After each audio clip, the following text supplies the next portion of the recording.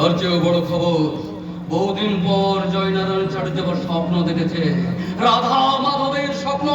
এবার এবার স্বপ্নে রাধা মাধব শুধু হাতে নাড়েনি, দোস্তুর মতো কথাও বলেছেন। কথাও অনেক অনেক আগের কথা। জয়নারায়ণ চাটুর দিকে রাধা মাধব স্বপ্ন দেখেছে, এ কথা তো বিশ্বাস করবে না। আমার বিশ্বাস করো, আসলে আমি কারণে আপনিও বিশ্বাস করবেন। আর বিশ্বাসটা আপনারা সুতরাং বলটাকে আসলে বিদেশটা করতে চলেছে না সেটা গেছি। বিশ্বাস করা উচিত, বিশ্বাস করা উচিত। হাজার হোক জয়নারায়ণ চাটুর যে বলে কথা। এই তো তা মন্দির কেমন দেখছেন পুরো? বাবা বাবা, সত্যি মন্দির করেছে কি সাজিয়েছো। তবু দেখলাম পরস্পরের সব লোকজন ওই চাটুর ভাঙা মন্দিরে যাচ্ছে মাথা ঠেকাতে। না, আর যাবে না। আর যদি যায় তবে গোটা পরস্পর আমি করে আগুন জ্বালিয়ে দেব। পরস্পরে সেই আগুন জ্বালাতেই কি শৈলেশ্বরী নদীর বুকের উপর ভগবানের মন্দির করলে হেমন্ত? ডাক্তারবাবু, আমি আপনার অভিযোগটা ঠিক বুঝতে পারলাম না। বিজ্ঞানের সাধক আপনি, ঈশ্বরের সাধনা কি আপনার রাগের কারণ? দেখো হেমন্ত, ঈশ্বর আর বিজ্ঞানের মধ্যে বিরোধ বাঁধাতে কিন্তু আমি এখানে আসিনি। আমি এখানে এসেছি শুধু একটা কথা জানতে। আচ্ছা হেমন্ত, তোমার ওই মন্দিরে রাধা মাধবের চরণামৃত ওই শৈলেশ্বরী নদীর জলেই তৈরি হবে? হ্যাঁ, অবশ্যই। খেয়াল আছে একটু দূরে বেল পাহাড়ির গায়ে তোমার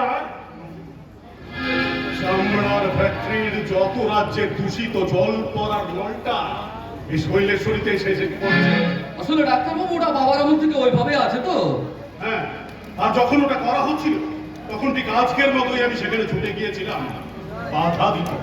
তফাৎ সেদিন দাঁড়িয়েছিলেন তোমার বাবা আর তুমি। তার মানে আজও বাধা দিতে এসেছে?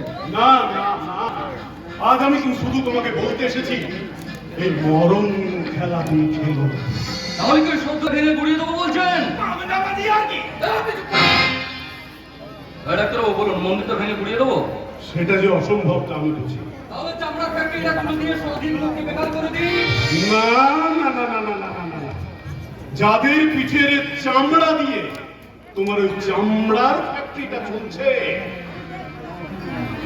তাদের এত সহজে রেহাই পাওয়ার কথা তো ইতিহাসেই লেখা নেই। আমি কি করব? ডাক্তার সান্না, হেমন্ত মিত্রে,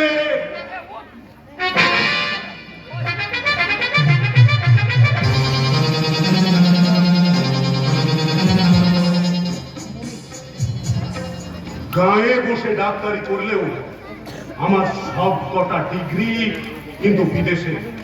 তাই এই দামোদর দেখা তোমাকে নতুন দেখলেও দেশে বিদেশে তোমার মতো বহু হেমন্ত আমি দেখেছি।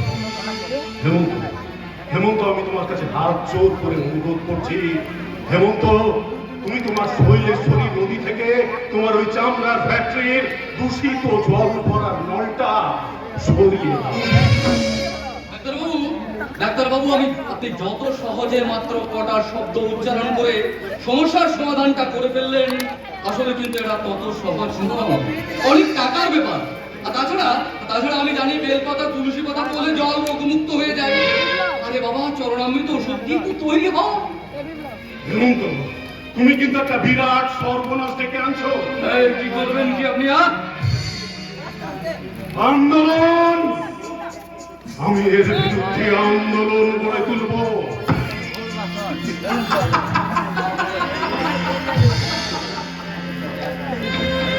করবেন না ডাক্তার, আন্দোলনটা হয়ে যাবে ধর্মের বিরুদ্ধে, ভগবানের বিরুদ্ধে। যাদের জন্য আপনি লড়াইটা করতে যাবেন তারাই আপনাকে করে ফুটিয়ে দেবে। তারপর কি করবেন ডাক্তার? মহাবিদ্রোহী আমি সেই দিন হব শান্ত, যবে